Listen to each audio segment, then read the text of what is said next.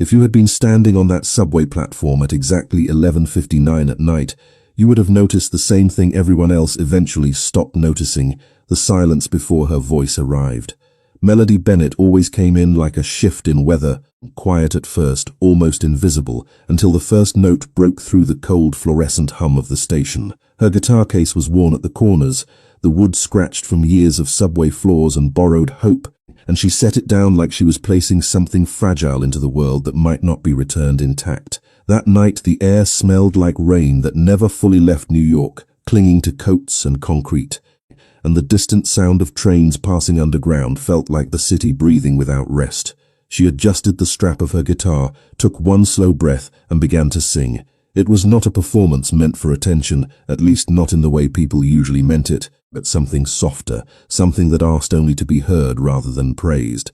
A few commuters slowed down, some kept walking, most pretended not to notice, but there was always a rhythm that formed around her, as if the station itself leaned in slightly to listen. 7 seconds into her second song, he arrived. Rafael Castellano never entered a space like other people did. There was no hesitation, no search for direction, no glance around to orient himself. He simply appeared at a fixed point on the platform, just beyond the yellow safety line, where the light from the overhead fixtures fractured slightly against the polished tiles. Always the same place, always the same timing, always as if he had stepped out of something already in motion.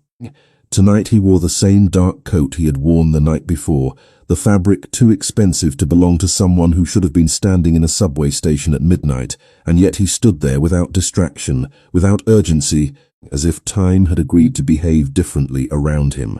Melody did not look up immediately. She rarely did at first. She had learned that most people who lingered too long were either looking for something they did not have or trying to become something they were not. But Raphael was different in a way she did not yet have words for. He did not speak, did not move closer, did not offer anything that could be mistaken for interruption. He simply listened, and always without exception. He arrived after she had already begun singing, and remained until exactly 10 seconds before she finished. That pattern should have felt accidental the first time, but it never changed. Not once in 6 weeks. Tonight a train roared through the tunnel behind her, wind pulling briefly at the loose edges of her jacket, and for a moment her voice carried differently, softer, stretched thin by the rush of air. When the train passed, the platform settled again into its usual rhythm, distant footsteps, the echo of a vending machine, the occasional coin dropping into her open guitar case. Raphael remained still, his gaze fixed not on the crowd, not on the movement around him, but on her.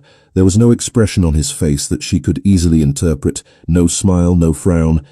Only attention so steady it felt almost architectural, like something built rather than felt. A man passing behind him slowed, glanced in his direction, then quickly looked away as if deciding not to recognize what he had just seen. Melody finished the verse she was singing and transitioned into the next without pause, her fingers moving along the strings with practiced memory rather than thought. That was when she noticed it, not him exactly, but the absence around him. People naturally avoided standing too close, even when there was space, as if something in his stillness discouraged interruption. She had never seen anyone speak to him. She had never seen anyone stand beside him for more than a passing second. He was always alone, but not in the way she understood loneliness. It was something contained, deliberate, almost chosen. For the first time that night, she allowed her eyes to drift upward as she sang, just briefly, just enough to meet the edge of the platform where he stood.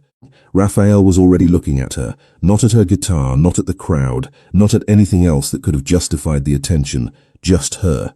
The contact lasted only a moment before she instinctively looked back down at her strings, but it was enough to leave a strange stillness in her chest, the kind that did not belong to fear or comfort, but something unclassified, something unfamiliar. A few seconds later, as if following an invisible rule only he understood, Raphael shifted his weight slightly, glanced toward the tunnel, and stepped back just far enough to disappear into the edge of the crowd before the next train arrived. Melody finished her song, opened her eyes, and found the space where he had been standing empty again, as if he had never been there at all, except for one detail she could not ignore, the faint impression that someone had been listening more closely than anyone ever had before. And for the first time since she had begun singing in this station, she wondered if he would return again tomorrow, and when she looked down at her guitar case, there was already a folded bill placed neatly inside it that she did not remember hearing drop, The next night arrived with the same tired glow over the underground station, as if the city had not fully recovered from the day and had no intention of trying. Melody Bennett showed up earlier than usual, not because she expected anything different, but because something in her thoughts refused to settle after the previous night. The memory of a silent figure standing exactly where the light fractured on the platform kept returning between every note she played during the day, like a quiet echo she could not place. She told herself it meant nothing, that people came and went in subway stations all the time, that she was only noticing him because he had stood still long enough to feel unusual. Still, when she opened her guitar case and sat down in her usual spot, her eyes drifted almost immediately to the far end of the platform where he had been standing before. He was not there yet. The absence felt more noticeable than his presence had been. She adjusted her grip on the guitar, exhaled slowly, and began to play. The station responded in its familiar way. Some passengers slowing down, others continuing without a glance, a few dropping coins into her case without stopping their pace. Her voice carried through the open space with the same steady rhythm she had learned to rely on over months of repetition, and yet tonight she found herself listening for something beyond the sound of her own singing. 7 minutes into her set, she noticed him arrive. Rafael Castellano stepped into view from the stairwell like he had emerged from a pattern rather than a place. He did not look around, he did not pause. He simply walked to the same position he had occupied the night before and stopped. Always the same distance from the yellow line, always the same angle facing her.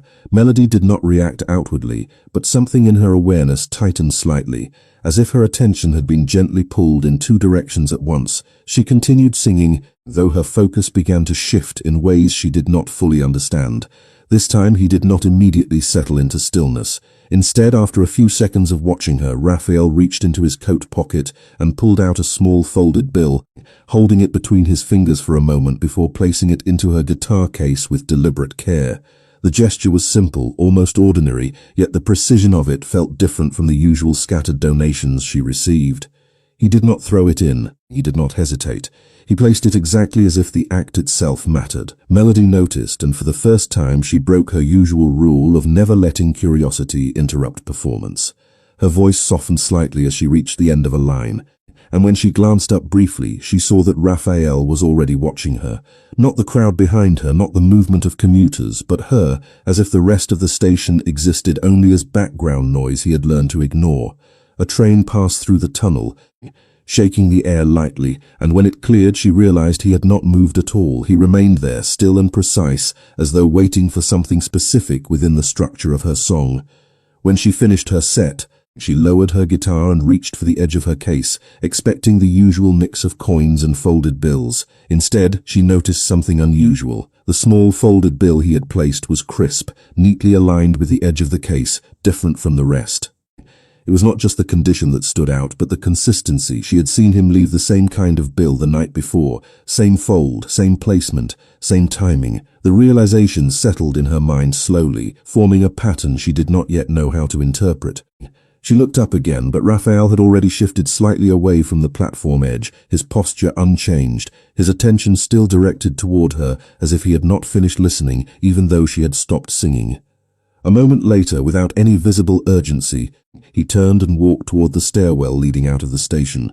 No glance back, no hesitation, just departure with the same controlled rhythm as his arrival. Melody watched him go, her fingers still resting lightly on her guitar strings, and for the first time she found herself wondering not why he came, but how long this pattern had been repeating before she ever noticed it. A commuter brushing past her shoulder accidentally snapped her back into the present, and she quickly returned to packing her instrument, but the thought remained. There was something structured about him, something too consistent to be coincidence. And as the station lights flickered slightly overhead, she realized she had begun to anticipate his presence more than she was willing to admit, even to herself, and somewhere beyond the edge of the platform, unseen and already distant.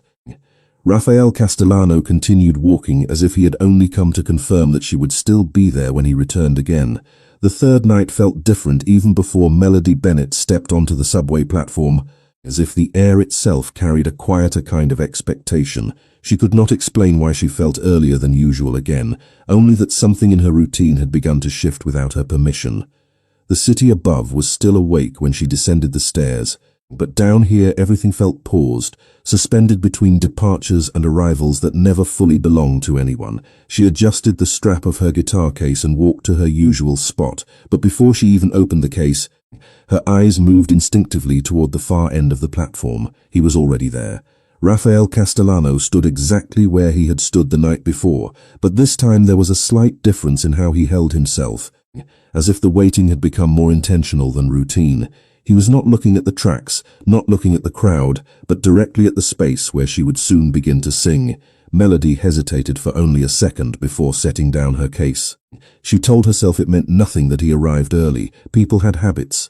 Commuters, workers, even strangers in passing could repeat patterns without meaning, but Raphael did not look like someone who repeated anything without purpose. He looked like someone who chose every detail carefully and then allowed the world to adjust around it. When she began to play, her voice carried into the station with its usual calm strength, but tonight she noticed something new in the way the sound returned to her. The station felt less empty than before, not because more people had arrived, but because one presence seemed to anchor the space in a way she could not ignore. Raphael did not move. He did not reach for anything, did not shift his weight, did not look away even once. It was as if the song created a boundary he refused to cross or break. Halfway through her second verse, a commuter bumped into a metal column nearby, the sharp sound briefly echoing through the platform. A few heads turned, then returned to their usual indifference. But Raphael did not react at all. His attention never left her. That was when Melody noticed something else. A second man stood farther back near the stairwell, dressed too neatly for the subway, positioned in a way that suggested he was not waiting for a train.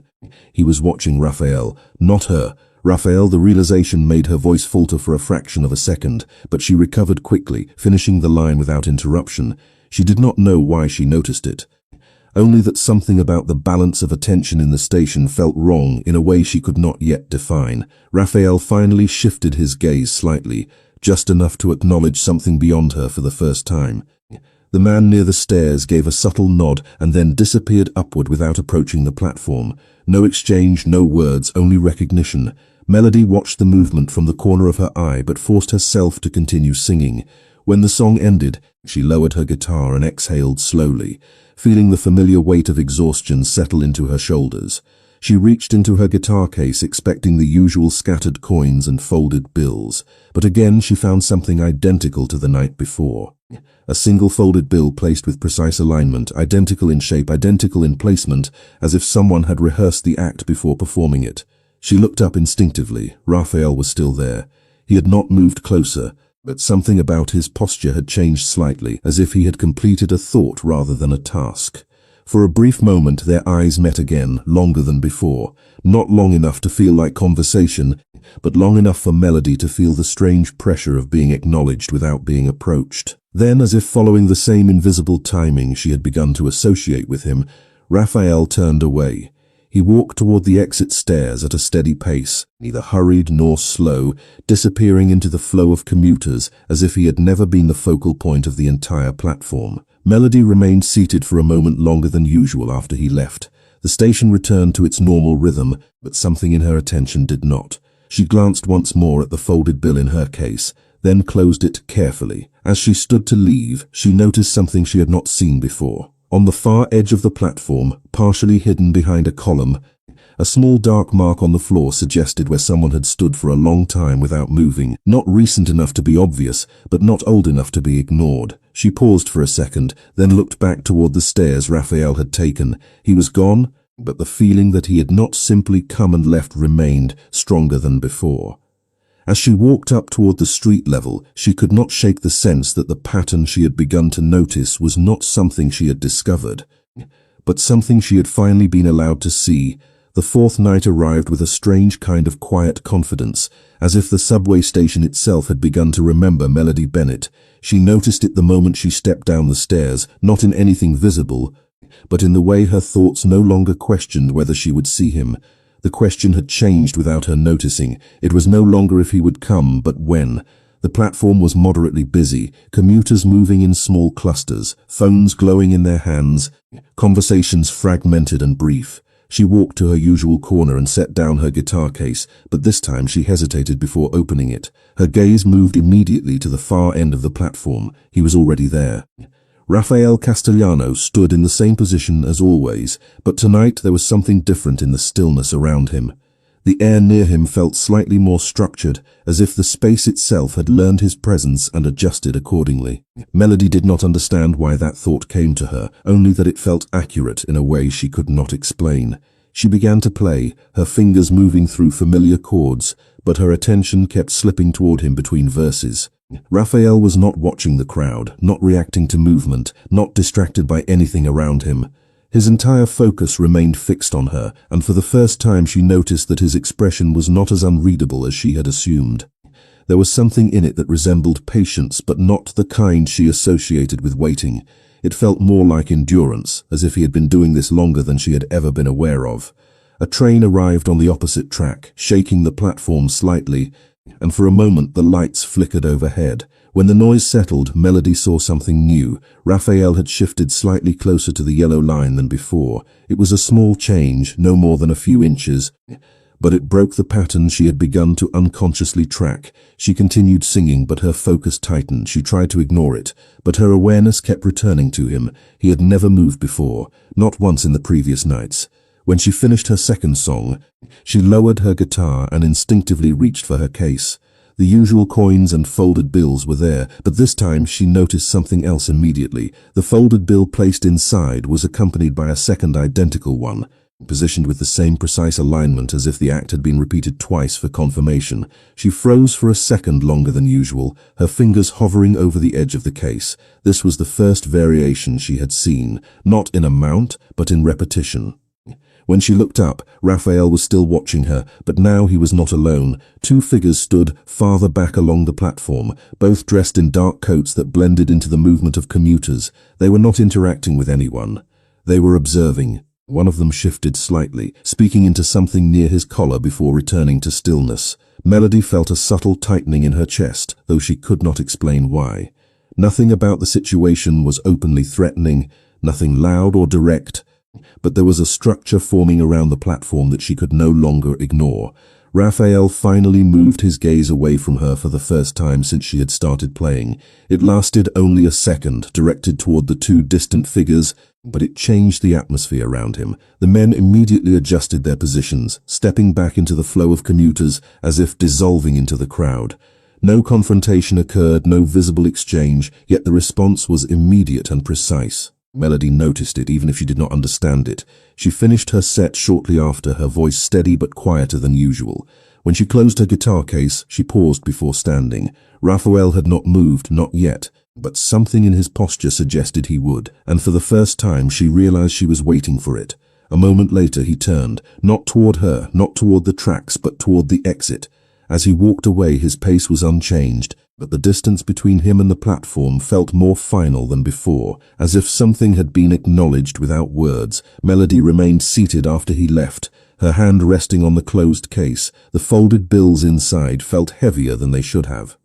She glanced once more toward the empty space where he had been standing. The pattern was still there, but now it had edges she could not yet see clearly, and as she finally stood to leave, she could not shake the feeling that the platform was no longer simply a place where she performed, but a place where something had begun to observe her in return. The fifth night began with rain that never fully committed to falling, the kind that hung in the air like hesitation, coating the city in a soft grey blur.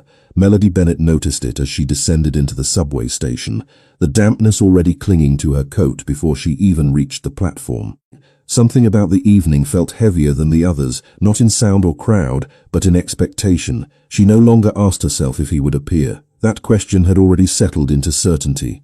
When she reached her usual corner, she paused for a fraction of a second before setting her guitar case down. The platform was busier than usual, commuters shifting between trains, footsteps echoing in uneven rhythm. She opened her case slowly, her fingers slightly colder than normal, and looked instinctively toward the far end of the platform. He was there.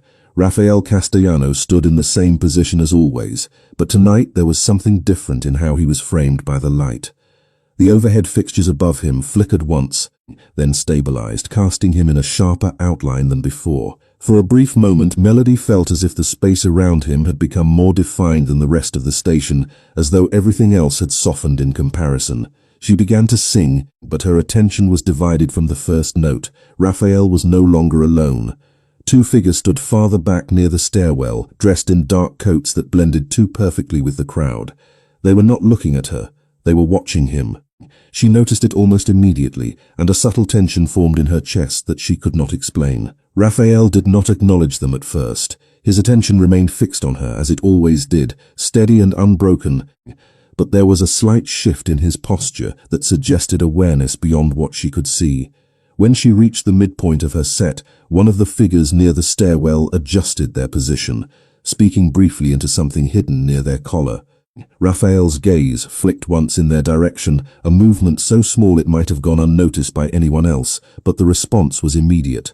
Both figures turned slightly and moved into the flow of commuters, disappearing without urgency, as if they had never been separate from the crowd at all. Melody continued singing, but her voice felt more contained now, as if she was performing within a space that had subtly changed shape. When she finished her final song, she lowered her guitar and reached into her case. The familiar folded bills were there, placed with the same precise care she had begun to associate with him, but this time there was something else. A second layer beneath the first, as if the placement had been adjusted after the fact. It was subtle, but enough to disrupt the pattern she had started to rely on. She hesitated, her fingers resting on the edge of the case, before slowly looking up. Raphael was still standing there, but now he was no longer watching her. For the first time since she had begun noticing him, his attention was directed fully away from the performance. He was observing the movement of the station, the exits, the flow of people, with a level of precision that felt unfamiliar compared to his usual stillness. Then, as quietly as he had arrived, he turned and began walking toward the stairs. There was no pause, no final glance, no deviation from his usual departure. But this time, Melody did not immediately look away. She watched him leave longer than she had before, her hand still resting on her guitar case. Something in the rhythm of the night had changed, not dramatically, not visibly, but enough that she could feel it lingering in the space he had just occupied. As the crowd resumed its normal flow and the station returned to its usual noise, she noticed something on the ground near where he had stood.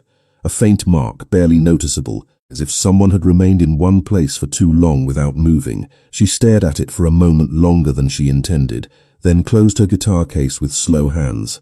When she finally stood to leave, she realized she was no longer thinking about whether he would come again. She was wondering what would happen when the pattern finally changed. The sixth night arrived without announcement, as if the city had simply decided to continue breathing without pause and without permission. Melody Bennett noticed the change in herself before she noticed anything else, a quiet anticipation that had begun to sit somewhere between habit and curiosity. She no longer descended into the subway station, wondering whether she would see him. That uncertainty had already dissolved into something more complicated, something closer to expectation. When she stepped onto the platform, the air felt slightly different. Not warmer or colder, but more structured, as if the space had begun to organize itself around an unseen center. She walked to her usual corner and placed her guitar case down, her movements slower than before, and for a brief moment she did not look up immediately. She let herself wait. When she finally lifted her gaze, he was already there. Rafael Castellano stood in his usual position, but tonight the platform felt quieter around him despite the presence of commuters. It was not that fewer people were present, but that their attention seemed less anchored, as if something about the space encouraged distance without explanation. Melody began to play, her voice steady but more restrained than usual, and as the song unfolded, she noticed something she had not seen before. Raphael was no longer entirely still. He had shifted slightly, just enough to face a different angle of the platform, his attention no longer solely fixed on her but also extending outward, tracking movement in a way that felt deliberate rather than casual. For the first time, Melody became aware that his presence did not exist in isolation. There were patterns around him she had never noticed before. Two commuters near the stairwell lingered longer than necessary. Another figure stood near the far exit, not moving with the flow of people. They did not interact, but their positioning felt intentional, as if they were placed rather than simply present. Melody's voice continued, but a quiet tension formed in her awareness. Raphael remained composed, but there was a subtle shift in how he occupied space, a sense that he was no longer just observing her performance, but also maintaining awareness of everything surrounding it. When she finished her second song, she lowered her guitar slightly. her fingers still resting on the strings, and reached for her case. The folded bills were there as always, precise, unchanged in form, but this time she noticed something else.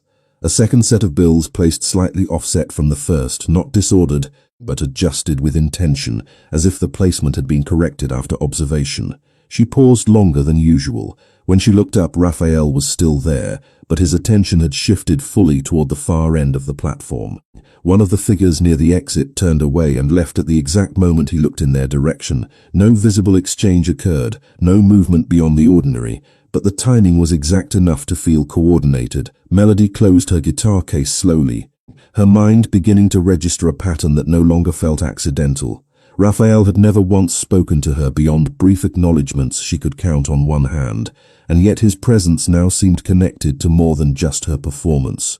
The space around him functioned differently when he was present, as if certain actions only occurred because he was there to observe them. As she stood to leave, she noticed Raphael finally move. He stepped back from the platform edge, not toward her, not toward the exit immediately, but toward a point where the light was dimmer, less defined. For a brief moment he looked in her direction again, not directly at her face, but at the space she had just occupied. Then he turned and walked away. The departure felt no different from previous nights, but something about the timing no longer aligned with the simplicity she had once assumed. Melody remained standing for a moment after he disappeared, her guitar case hanging from her hand.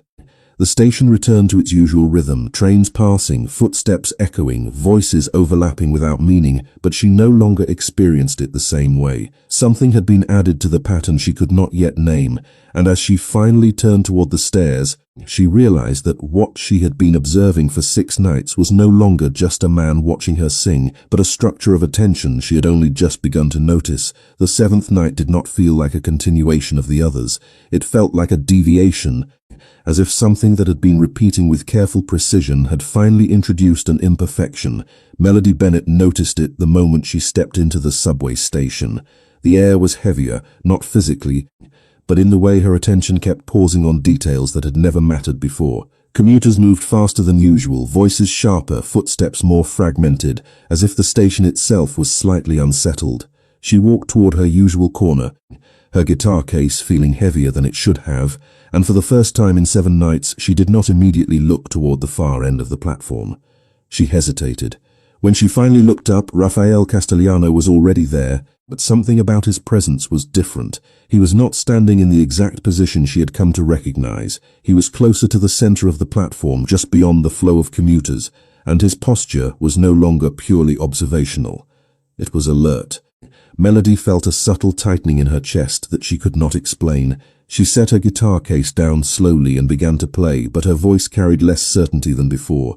The familiar rhythm of performance felt slightly misaligned, as if she was singing within a space that had shifted without warning. Raphael was still watching her, but now his attention was divided. Not distracted, but distributed, as if he was tracking more than just her movement. 2 figures stood near the far stairwell again, but this time there were more. 3, possibly 4, each positioned in ways that felt unintentional at first glance, but increasingly structured when observed for longer than a few seconds.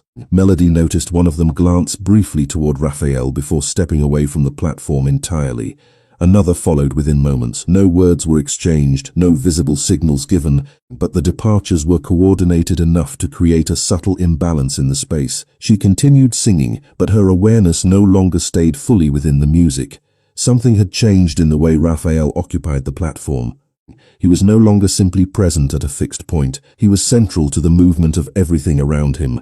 When she finished her second song, she lowered her guitar and reached for her case, but this time she hesitated longer than usual before opening it. The folded bills were there, placed with the same precision she had come to expect, but now there was an additional detail. One of the bills was no longer aligned with the others. It was angled slightly, as if placed in a hurry or adjusted after the fact. Melody stared at it longer than she intended. When she finally looked up, Raphael was not watching her anymore. His gaze was directed toward the stairwell. One of the figures standing there met his gaze for only a moment before turning away and disappearing into the flow of commuters. Another followed almost immediately after. No confrontation, no visible exchange, only disappearance. Melody closed her guitar case slowly. her fingers lingering on the latch. For the first time, she felt the structure she had been sensing begin to reveal its edges. It was not just repetition anymore, it was coordination. Raphael finally moved. He stepped forward slightly, then stopped, as if confirming something only he could see. His attention returned to her for a brief moment, but it no longer felt like observation alone. It felt like acknowledgement of something that had been unfolding beyond her awareness. Then, without hesitation, he turned and walked toward the exit stairs. His departure was the same as always, in motion, controlled, unbroken. But tonight, Melody did not immediately look away. She remained standing for several seconds after he disappeared, her hand still resting on her guitar case. The station resumed its usual rhythm almost instantly, commuters reclaiming space, trains approaching in the distance, announcements echoing through the tunnels. Yet something remained suspended in her perception, a lingering awareness that the pattern she had been watching was no longer just about presence and absence. It was about something moving through the station every night that she had only just begun to see clearly. The eighth night arrived with a different kind of silence, not the absence of sound, but the absence of certainty. Melody Bennett felt it the moment she stepped below street level, as if the subway station had stopped behaving like a place and started behaving like a system with rules she did not fully understand. The usual noise was still there, trains in the distance, scattered footsteps, the low hum of overhead lights, but everything felt slightly displaced, as if each sound belonged one step out of sync with the world. She walked to her usual corner without hesitation, yet something in her movement felt slower, more aware. When she placed her guitar case down, she did not immediately look up. She allowed herself a breath longer than usual, then lifted her gaze. Rafael Castellano was there, but tonight everything about his presence carried a subtle difference that she could not ignore. He was no longer positioned at the far edge of the platform. He stood closer than before, just outside the main flow of commuters, where the light from the overhead fixtures softened into a faint gradient across the floor. His posture remained composed, but there was a stillness around him that no longer felt passive. It felt maintained, as if he was holding something in place by simply being there. Melody began to play, but her voice entered the space differently this time.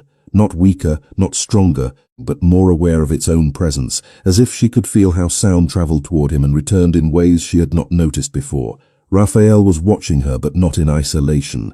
For the first time, she noticed that his attention seemed to extend beyond her and into the surrounding movement of the station. People passed between them more frequently now, yet there was an odd consistency in how certain individuals never stayed in one place for long. One man near the stairwell checked his phone, then left without boarding any train. Another stood too long near a column before walking away without purpose.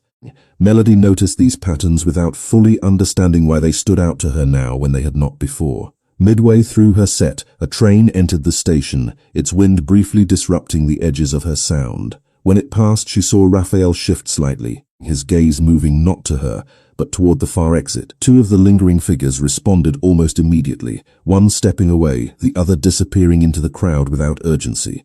The coordination was subtle, almost invisible if not observed carefully, but once noticed it could not be unseen. Melody's fingers slowed slightly on the strings before she corrected herself and continued. She finished her set without interruption, but her attention no longer rested fully within the performance. When she closed her guitar case, she paused longer than usual before reaching for the latch. The folded bills were there as expected, but now there was a change she had not seen before. One of them had been replaced with a different fold, tighter, more precise, as if it had been restructured after observation rather than placement. Her hand lingered for a moment as she studied it. When she looked up, Raphael was no longer watching her. His attention was directed toward the stairwell again, but this time there was no movement from the figures that had been there before. They were gone. No departure was visible, no transition observed, only absence. Melody closed her guitar case slowly, the sound of the latch clicking shut louder than it should have been in her awareness. Raphael finally moved. He took one step back from the platform edge, then another, not hurried, not delayed, but measured in a way that felt more final than before. His gaze returned to her briefly, not as observation but as confirmation. Then he turned and walked toward the exit stairs. This time, Melody did not immediately look away. She remained standing longer than usual, her guitar case hanging at her side, while the station resumed its natural rhythm around her. Commuters moved again, trains arrived and departed, announcements echoed through the tunnels, yet the space he had occupied did not feel empty in the same way it had on previous nights. It felt accounted for, as if his absence was part of a structure that remained even when he was not present. As she finally turned to leave, she realized something that unsettled her more than anything before. The pattern she had been witnessing was no longer just about a man who came to listen to music. It was about a system of attention that only revealed itself when she stopped assuming she was alone within it.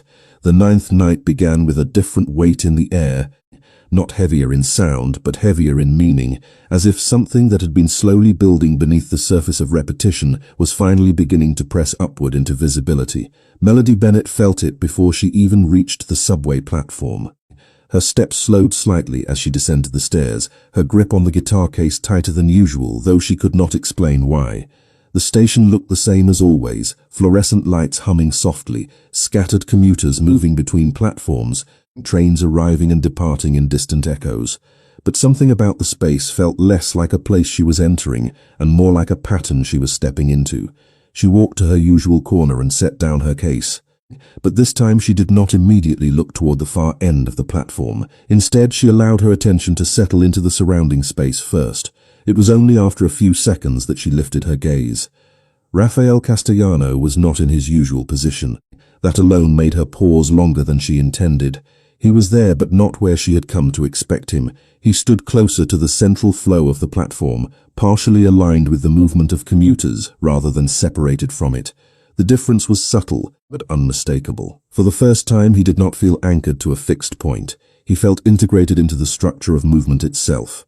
Melody began to play, but her focus shifted almost immediately. The absence of his usual position created a kind of imbalance that she could not ignore. Raphael was still watching her, but his attention was no longer singular. It moved, not physically, but perceptibly, as if he was tracking more than just her performance. Several commuters passed between them, but she noticed something she had not fully registered before. People who had previously lingered near the platform edges were no longer present. The stairwell was clear. The usual figures who had stood too long, watched too carefully, or disappeared too quickly were gone. The change was not abrupt, but it was absolute. Melody continued singing, but her voice felt slightly more exposed, as if the structure that had quietly surrounded her in previous nights had shifted without warning. Raphael remained still, but there was a new quality in how he occupied the space. He no longer seemed to be observing the station as a passive environment. He appeared to be measuring it. Every movement around him, every arrival and departure, seemed to register in his awareness in a way that suggested alignment rather than randomness. When she reached the end of her set, Melody lowered her guitar and reached into her case as usual, but hesitated before opening it fully. The folded bills were there, but this time they were arranged differently, not just in alignment, but in separation. Each bill was placed with intentional spacing, as if marking intervals rather than offering payment. She stared at them longer than she had ever allowed herself before. When she finally looked up, Raphael was no longer watching her directly. His attention was directed toward the far end of the platform, where the stairwell descended into shadow. There was no visible movement there now, but something in his stillness suggested confirmation rather than uncertainty. A few seconds later, he turned slightly, not toward her, but toward the exit path. Melody closed her guitar case slowly, the sound of the latch echoing more sharply in her awareness than usual. She remained seated for a moment longer than necessary, her eyes drifting once more toward the space he had been watching. It felt empty, but not unoccupied. The difference was subtle, but it stayed with her as she finally stood. Raphael began walking toward the exit stairs, his pace unchanged, his presence dissolving into the movement of commuters as he had done every night before. Yet this time, Melody did not immediately return to her routine of departure. She stood for several seconds longer, her gaze lingering on the stairwell. Something about the night felt restructured, not disrupted, but reorganized. As she finally turned away and began walking toward the station exit, she realized that the pattern she had been following for 9 nights was no longer centered on whether he would arrive or leave. It was centered on everything else that moved only when he was present to allow it. The 10th night arrived with a stillness that felt less like quiet and more like anticipation that had settled into the bones of the city itself. Melody Bennett noticed it immediately as she descended the subway stairs, the familiar hum of fluorescent lights above her head now carrying a subtle tension she could not explain. The platform looked unchanged at first glance, commuters moving in scattered patterns, announcements echoing through the tunnels, distant trains arriving and leaving without pause. But for Melody, something had shifted in how she perceived it. The space no longer felt like a backdrop. It felt like a system in which she had learned only a fraction of the rules. She walked to her usual corner, placed her guitar case down, and for the first time in 10 nights she did not immediately look toward the far end of the platform. Instead, she waited. When she finally lifted her gaze, Rafael Castellano was already there.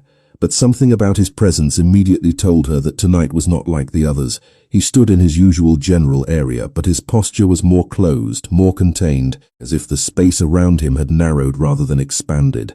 The distance between him and the flow of commuters felt reduced, yet paradoxically more controlled. Melody began to play, but her attention was no longer divided between music and curiosity alone. There was something heavier in the atmosphere now, a sense that the pattern she had been observing was reaching a point of exposure.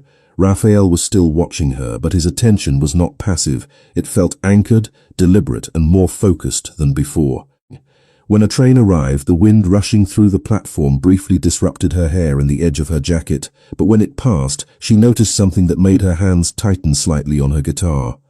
Raphael had not moved, not in response to the train, not in response to the crowd, not even in response to the subtle shifts of people around him. Instead, he was watching a single direction with sustained attention toward the stairwell that led up to the street level. For the first time, Melody noticed that there were no lingering figures near the edges of the platform. No one standing too long, no one observing too closely, no one breaking the rhythm of ordinary commuter movement. The absence felt intentional rather than coincidental. She continued singing, but her awareness had fully shifted now. The structure she had begun to sense over the previous nights was no longer subtle. It was becoming defined by what was missing as much as what was present. When she finished her set, she lowered her guitar and reached for her case, but paused before opening it. The folded bills were there as always, but their arrangement was different again. This time they were not separated or adjusted. They were aligned in a perfect, uninterrupted sequence, as if all previous variations had been corrected. She stared at them for a moment longer than she intended. When she looked up, Raphael was still facing the stairwell. There was no movement around him. The station felt unusually stable, as if all variables had been temporarily reduced. A few seconds later, he turned his head slightly, not toward her, but toward the far end of the platform, where the train tunnels disappeared into darkness. Then, for the first time in 10 nights, he did not immediately leave. Instead, he remained standing in place longer than usual, as if waiting for something that had not yet arrived. Melody closed her guitar case slowly, the sound of the latch echoing faintly in her awareness. She did not stand immediately. Something about the moment felt suspended, as if the usual rhythm of departure had been interrupted without announcement. When she finally stood, Raphael finally moved, but not toward the exit. He stepped closer to the center of the platform, then stopped, his attention still directed toward the stairwell above. Only after several seconds did he turn and begin walking away. His departure was the same as always in motion, controlled, precise, unbroken. But this time, Melody remained standing longer than she had on any previous night. The platform around her resumed its normal rhythm almost immediately, commuters moving, announcements continuing, trains arriving and departing in steady intervals. Yet she no longer experienced the space as neutral. Something had been removed from it, or perhaps something had been revealed through absence rather than presence. As she finally turned toward the stairs to leave, she realized that what she had been following was no longer just a man who appeared at midnight. It was a structure that only became visible when every other distraction was deliberately cleared away, leaving only the space where attention was meant to exist. The 11th night did not begin with the usual sense of repetition. It began with absence. Melody Bennett noticed it the moment she stepped down into the subway station, not because anything was missing visually, but because something fundamental in the rhythm of her expectation had shifted. The platform felt quieter than it should have been at that hour, not in sound, but in structure, as if certain invisible patterns that had existed for the past 10 nights had been temporarily removed. She walked more slowly than usual to her corner, her guitar case held tightly in her hand, and for the first time in a long while, she did not immediately look toward the far end of the platform. She already knew something was different. When she finally lifted her gaze, Rafael Castellano was not standing in his usual position. The space where he typically appeared remained occupied only by movement, commuters passing through, trains arriving and departing, nothing fixed, nothing anchored. For a moment she simply stood still, her fingers tightening slightly on the handle of her guitar case. The absence felt heavier than his presence had ever been. She told herself it was logical. People did not appear every night without variation. Schedules changed. Patterns broke. But the thought did not settle easily. She set her case down, opened it slowly, and began to play, but her voice carried a subtle hesitation she had not felt before. The station responded as it always did, indifferent yet receptive, but her attention kept drifting toward the empty space where he usually stood. 7 minutes into her set, she noticed movement at the top of the stairwell. Rafael Castellano did not enter the platform in the same way he had before. There was no immediate stillness, no fixed position. Instead, he paused briefly at the top of the stairs, observing the platform from above for a few seconds before descending. When he reached the platform floor, he did not walk to his usual position. He stopped halfway between the stairwell and the center, closer than he had ever been, yet not fully committed to either presence or absence. Melody continued playing, but her awareness tightened immediately. There was something different in how Rafael carried himself tonight. It was not simply posture or location. It was the absence of routine. When he finally settled into stillness, it was not the stillness of observation she had come to recognize. It felt more like confirmation, as if something he had been tracking had finally aligned. For the first time in 11 nights, there were no other lingering figures on the platform, no one standing near columns, no one watching from stairwells, no one occupying space without purpose. The absence of them felt deliberate rather than accidental. Melody finished her song, her fingers slowing slightly before she forced herself to complete the final note. She lowered her guitar and reached for her case, but paused when she noticed something unfamiliar.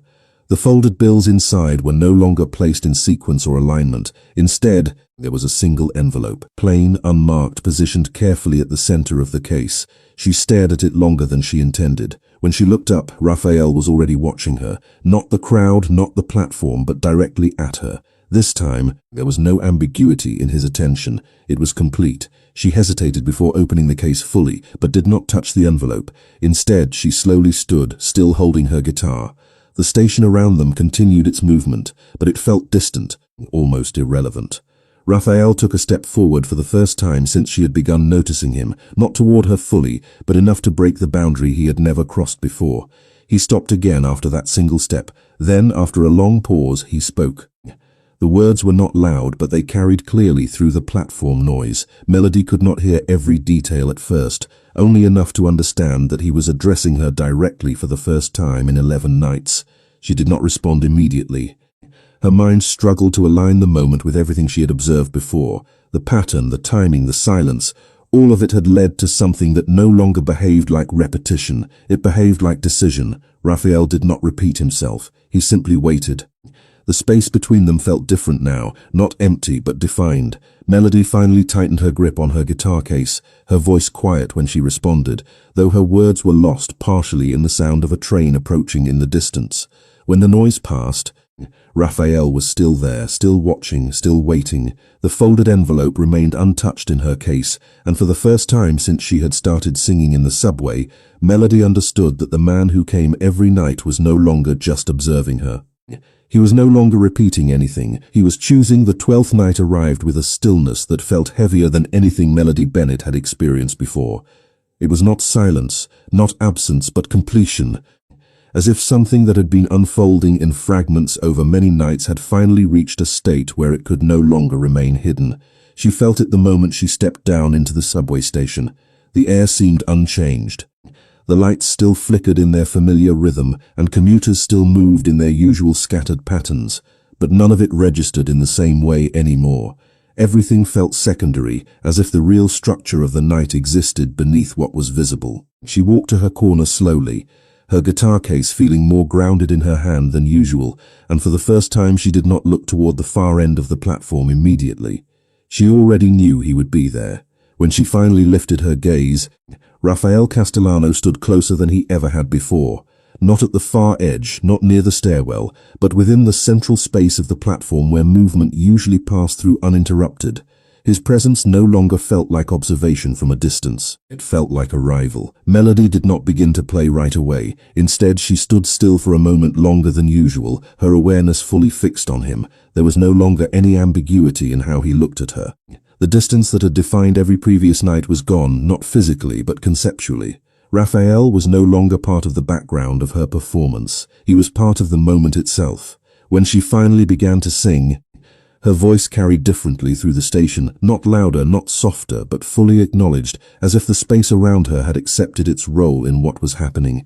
Rafael did not move while she performed. He did not shift his gaze.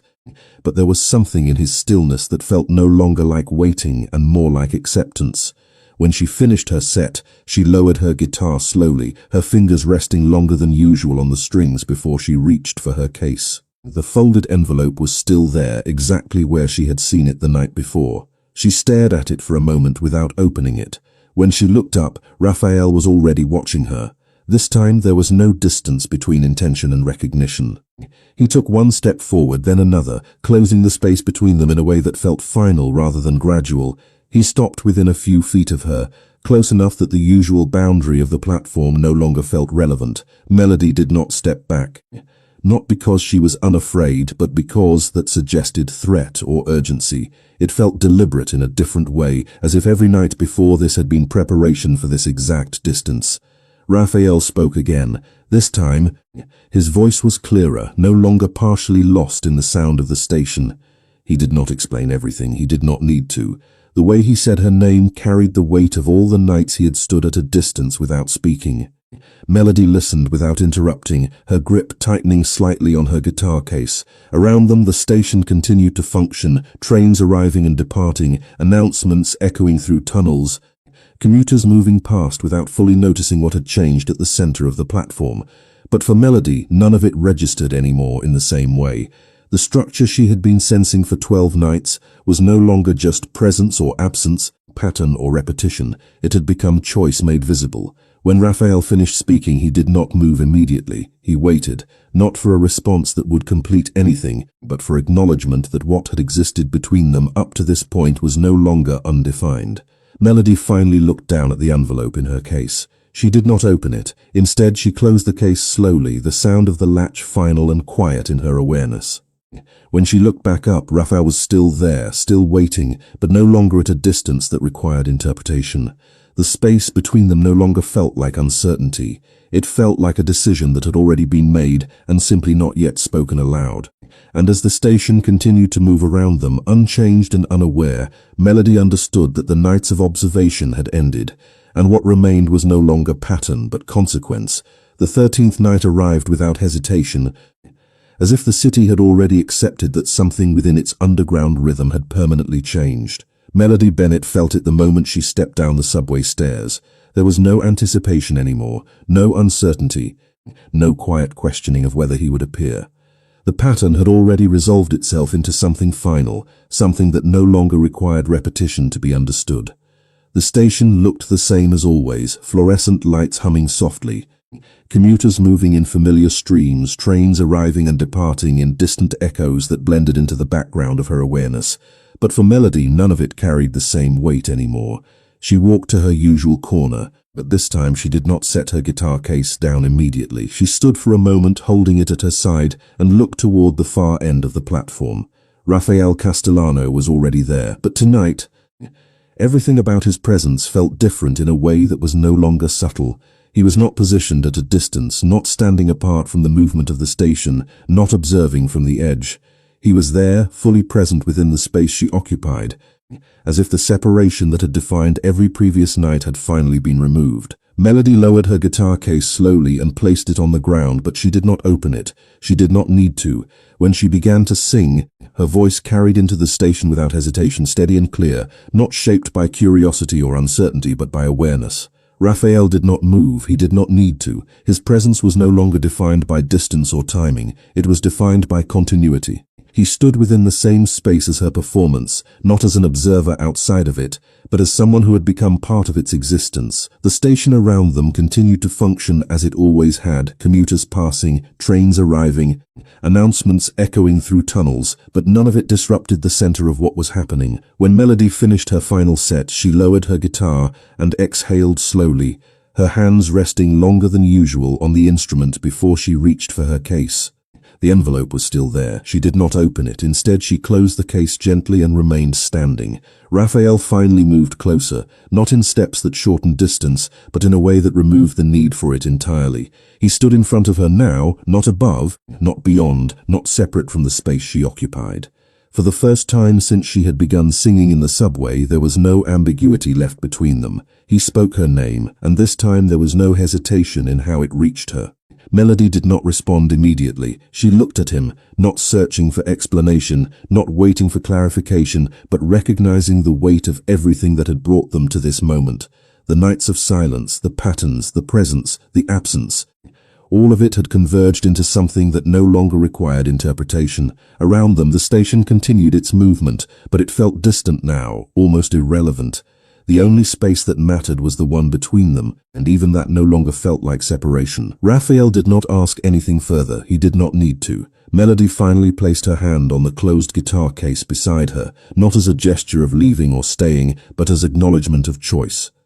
She looked at him one last time, and in that moment there was no longer a performer and no longer an observer, no longer a pattern and no longer a deviation from it. Only recognition. When she turned slightly toward the stairs, Raphael did not stop her. When he followed a step behind, she did not look back immediately. They walked together through the station, not as distance collapsing or roles reversing, but as something that had finally resolved itself into presence without question. Above them, the city continued exactly as it always had, unaware that beneath it, something that began with a voice in the dark had become something that no longer needed the night to continue.